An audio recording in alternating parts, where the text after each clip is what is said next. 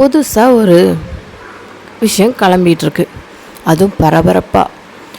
எப்படின்னா, உண்ணாவிரதம் இருக்க போகிறேன், போராட்டம் பண்ண போகிறேன், எதிர்போராட்டம், பதவியிலிருந்து இறக்குங்கள் அப்படின்னு நிறைய போராட்டம் நடந்துகிட்ருக்கு. ஆனால் எனக்கு புரியாத ஒரு கொஷின் என்னென்னா, அவங்க ஆட்சியில் இருக்கும்போது ஒருத்தர் கூட போதைப் பொருளையே கண்ணில் கூட பார்க்கலையா? அவங்க ஆட்சியில் இருக்கும்போது எந்த பெண்களுக்குமே தப்பு நடக்கலையா? அவங்க ஆட்சியில் இருக்கும்போது எந்த தப்புமே நடக்கலையா? ஐயோ பாவம், இவ்வளோ நல்லவங்களுக்கு இவ்வளோ மக்களும் ஓட்டு போடாமல் தோக்கடிச்சது ஏன்? இப்படிங்கிற பல கேள்வி மண்டையில் ஓடிக்கிட்டே இருக்குது.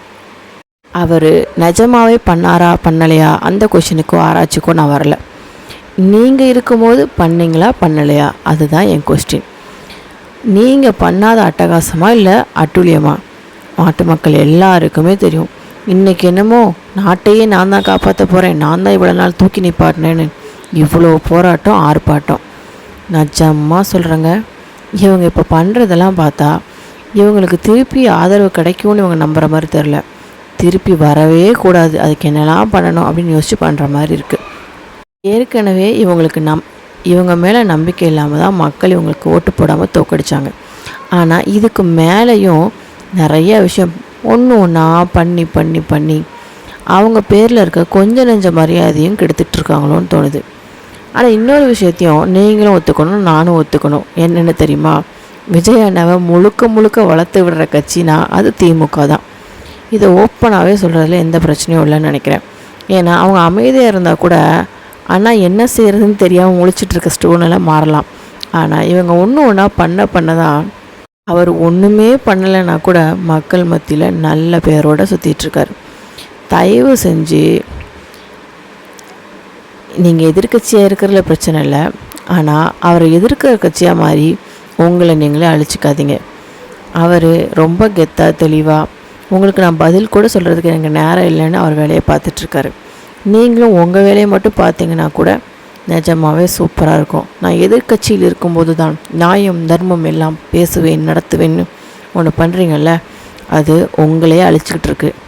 கொஞ்சம் நெஞ்ச மக்கள் உங்களுக்கு ஓட்டு போட்டிருக்காங்கல்ல, அவங்களுக்கு உங்கள் மேலே இருக்க மரியாதை போயிட்டுருக்கு.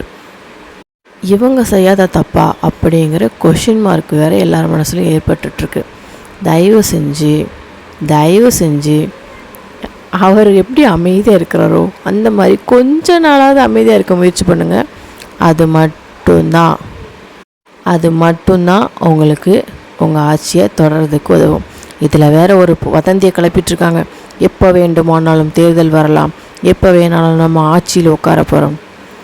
கடவுளே, இவங்களுக்கெல்லாம் இந்த நம்பிக்கையும் தைரியமும் எப்படித்தான் வருதோ இதெல்லாம் சொல்கிறதுக்கு அப்படின்னு. நிஜமாகவே கேட்கும்போது சில விஷயங்கள் அவங்க பேட்டிகளெல்லாம் பார்க்கும்போது சிரிப்பு தான் வருது, கோபமும் வருது. இதுக்கு நடுவில் அந்த ஜூலி அம்மா வேறு, அம்மா தாயே நீ வாயை மூடினாலே ஒருவேளை அவங்க ஜெயிக்கிறதுக்கு வாய்ப்பு இருக்கோ என்னமோ.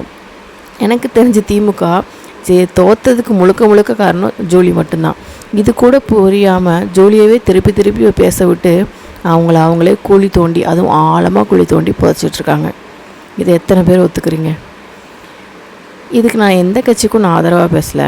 ஆனால் ஏதாவது ஒரு விஷயம் பண்ணுறோன்னா நம்ம ஒழுங்காக இருக்கணும். அதுதான் மெயின் பாயிண்ட்டு. நம்மளே ஒழுக்கம் கிடையாது, அப்புறம் என்ன அடுத்தவங்க ஒழுக்கத்தில் கேள்விக்குறி ஏற்படுறது? யோசிக்கும் போது கொஞ்சம் கன்றாவியாக தான் இருக்குது. ஏன்னா நான் இப்போ கொஞ்ச நாளாக இந்த வாட்ஸ்அப் இன்ஸ்டாகிராம்லாம் பார்க்கும்போது இரிட்டேட்டிங்காக இருக்குது. அதாவது கோவங்களோட இரிட்டேட்டிங்காக இருக்குது. எங்களுக்கு வேறு வேலையே இல்லையா அப்படிங்கிற மாதிரி. இது நாளடைவில் அப்படி ஒரு கட்சி இருந்ததே மறந்து போகிற நிலைமைக்கு கொண்டு வந்துருவாங்கன்னு நினைக்கிறேன். எங்கே போய் முடியுதுன்னு பார்ப்போம்.